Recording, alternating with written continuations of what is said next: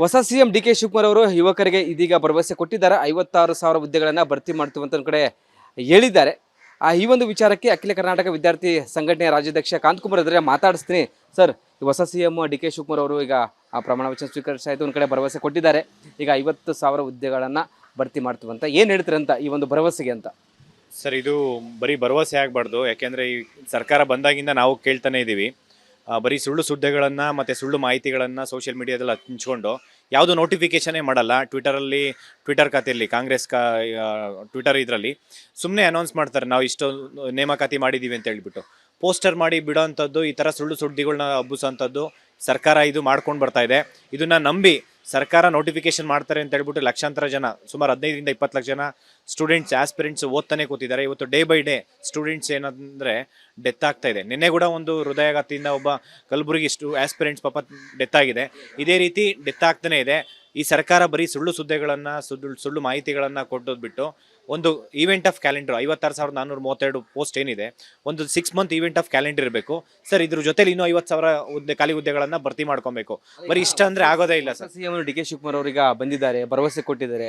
ಅವ್ರಿಗೆ ಏನು ಹೇಳ್ತೀರಿ ಮತ್ತೆ? ಈಗ ಭರವಸೆ ನೀಡಿದ್ದಾರೆ. ಈಗ ಸರ್, ಈಗ ಯಾವುದೇ ಒಂದು ವಿಚಾರ ಇವಾಗ ನಂಬಿಕೆ ಅನ್ನೋದು ಹೋಗ್ಬಿಟ್ಟಿದೆ. ಯಾವ ವಿದ್ಯಾರ್ಥಿಗಳಲ್ಲಿ ನಂಬಿಕೆನೇ ಇಲ್ಲ. ಯಾಕೆಂದರೆ ಕಾಂಗ್ರೆಸ್ ಸರ್ಕಾರ ಬಂದು ಒಂದೇ ವರ್ಷದಲ್ಲಿ 1 ಲಕ್ಷ ವೇಕೆನ್ಸಿ ಫಿಲ್ ಮಾಡ್ತೀನಿ ಅಂತ ಹೇಳಿದ್ರು. ಇಲ್ಲಿ 3 ವರ್ಷ ಆಯಿತು, ಇನ್ನೂ 5,000 ವೇಕೆನ್ಸಿ ಫಿಲ್ ಮಾಡಿಲ್ಲ. ಇವಾಗ ಬಂದ ಕೂಡಲೇ 56,000 1 lakh, at least 3 ವರ್ಷಕ್ಕಾದರೂ 1 lakh vacancy fill ಮಾಡಿದ್ಮೇಲೆ ನಂಬಿಕೆ ಬರುತ್ತೆ. ಸುಮ್ಮನೆ ಹೇಳಿಕೆಗಳಲ್ಲಿ ನಮ್ಗೆ ಯಾವ ವಿದ್ಯಾರ್ಥಿಗಳಿಗೆ ಇದು ಇಡೀ ಕರ್ನಾಟಕದಲ್ಲಿರೋ ಯುವಕರಿಗೆ ಯಾರಿಗೂ ಅವ್ರ ಹೇಳಿಕೆಗಳ ಮೇಲೆ ನಂಬಿಕೆ ಇಲ್ಲ ಸರ್. ಡಿ ಕೆ ಶಿವಕುಮಾರ್ ಅವರ ಹೇಳಿಕೆಗಳು ಭರವಸೆ ಇಟ್ಟಿಲ್ವಾ? ಯಾಕೆಂದ್ರೆ ಭರವಸೆ ಇಲ್ವಾ ಸರ್? ಈಗಾಗಲೇ ನಾವು ಆ ಭರವಸೆಗಳನ್ನು ನಂಬಿ ಸಾಕಾಗಿದೆ. ಒಂದು ಕಾರ್ಯರೂಪಕ್ಕೆ ಬರೋ ತನಕ ಯಾವುದೇ ಕಾರಣಕ್ಕೂ ನಂಬಿಕೆ ಇಲ್ಲ ನಮ್ಮ ಮೇಲೆ. ಒಟ್ಟು ಕಾರ್ಯರೂಪಕ್ಕೆ ಬಂದು ಒಂದು ಈವೆಂಟ್ ಆಫ್ ಕ್ಯಾಲೆಂಡರ್ ಏನು ಹೇಳಿದ್ದಾರೆ, ಅದು 6 month first event of calendar ಬಿಡಲಿ. ಈವೆಂಟ್ ಆಫ್ ಕ್ಯಾಲೆಂಡರ್ ಬಿಡಬೇಕಂತಂದ್ರೆ ಎಷ್ಟು ದಿನ ಬೇಕು? ಮ್ಯಾಕ್ಸಿಮಮ್ 1 ವೀಕ್ ಒಂದು ಈವೆಂಟ್ ಆಫ್ ಕ್ಯಾಲೆಂಡರ್ ಬಿಡೋದಕ್ಕೆ. 1 ವೀಕ್ ಒಳಗಡೆ ಈವೆಂಟ್ ಆಫ್ ಕ್ಯಾಲೆಂಡರ್ ಬಿಡಲಿ. ಪ್ರತಿಯೊಂದು ನೋಟಿಫಿಕೇಶನ್ಸು ಇವತ್ತು ಟೀಚರ್ಸ್ ವೇಕೆನ್ಸಿ ಮಾಡ್ತೀನಿ ಅಂತ ಹೇಳಿದರೆ ಸುಮಾರು 80,000 ಖಾಲಿ ಹುದ್ದೆ ಇದೆ ಸರ್. ಏನು ಹೇಳ್ತೀರಿ ಈಗ ಹೊಸ ಸಿಎಂ ಡಿ ಕೆ ಶಿವಕುಮಾರ್ ಅವ್ರಿಗೆ? ಏನು ಹೇಳ್ತೀರಿ, ಏನು ಒತ್ತಾಯ ಮಾಡ್ತಾರೆ ಅಂತ?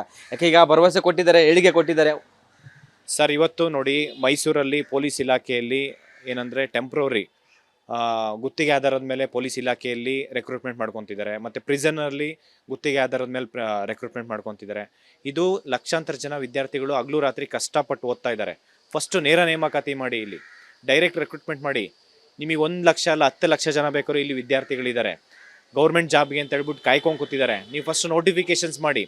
ಈ ನೋಟಿಫಿಕೇಶನ್ಸ್ ಮಾಡಿಲ್ಲ ಅಂತಂದರೆ ನಾವು ಯಾವುದೇ ಕಾರಣಕ್ಕೂ ಬಿಡಲ್ಲ. ಏನು ನಮ್ಮ ರಾಜ್ಯದಲ್ಲಿ ಸುಮಾರು 2,84,000 ಖಾಲಿ ಹುದ್ದೆ ಇದೆ 43 ಇಲಾಖೆಯಿಂದ. ಮತ್ತು ಬೋರ್ಡ್ ಆ್ಯಂಡ್ ಕಾರ್ಪೊರೇಟಲ್ಲಿ 1 ಲಕ್ಷ ಖಾಲಿ ಹುದ್ದೆ ಇದೆ. ಟೋಟಲ್ 3,84,000 ಖಾಲಿ ಹುದ್ದೆ ಇದೆ. ನಾವು ಅಖಿಲ ಕರ್ನಾಟಕ ರಾಜ್ಯ ವಿದ್ಯಾರ್ಥಿ ಸಂಘಟನೆಯಿಂದ ಪ್ರತಿಯೊಂದು ಜಿಲ್ಲೆಯಲ್ಲೂ ನಾವು ಹೋರಾಟ ಮಾಡಿದ್ದೀವಿ. ನೀವು ನೋಡ್ದಂಗೆ ಸರ್, ಪ್ರತಿಯೊಂದು ಡಿಸ್ಟಿಕಲ್ಲೂ ನಾವು ಹೋರಾಟ ಮಾಡಿದ್ದೀವಿ. ಹೋರಾಟ ಮಾಡ್ಕೊಂಡು ಬಂದಿದ್ರಿ.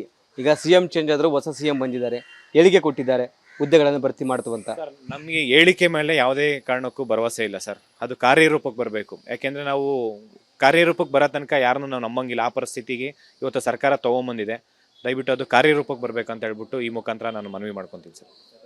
Thank you. ಇದಿಷ್ಟು ಅಖಿಲ ಕರ್ನಾಟಕ ರಾಜ್ಯ ವಿದ್ಯಾರ್ಥಿಗಳ ಸಂಘಟನೆಯ ಅಧ್ಯಕ್ಷರಾದ ಕಾಂತಕುಮಾರ್ ಅವರ ಮಾತಾಗಿತ್ತು. ಕ್ಯಾಮ್ರಾ ಪರ್ಸನ್ ಮಂಜು ಜೊತೆ ವೀರೇಶ್, ರಿಪಬ್ಲಿಕ್ ಕನ್ನಡ, ಬೆಂಗಳೂರು.